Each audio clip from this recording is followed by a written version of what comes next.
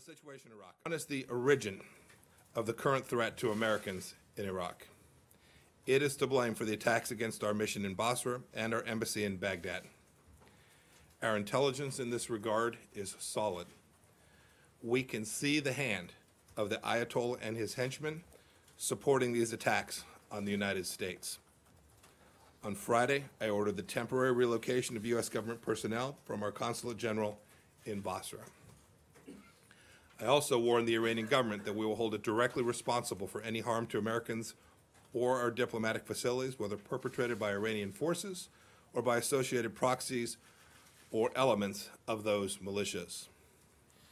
These latest destabilizing acts in Iraq are attempts by the Iranian regime to push back on our efforts to constrain its malign behavior.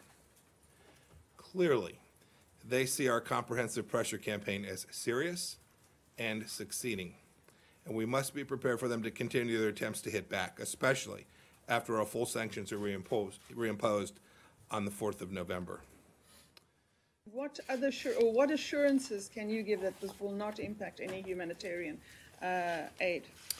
The United States has been very clear. We will continue to make sure that we are providing humanitarian assistance in a way that delivers for the people we have spoken very clearly about, the Iranian people. We care deeply about them. We will make sure that we continue to afford the flexibility so that that assistance can be needed.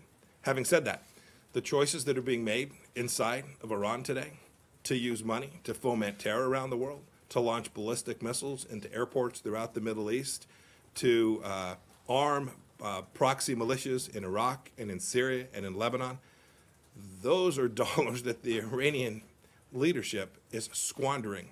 They could be providing humanitarian assistance to their own people, but have chosen instead a different path, a path of revolutionary effort around the world, showing utter disregard for the humanitarian needs of their own people.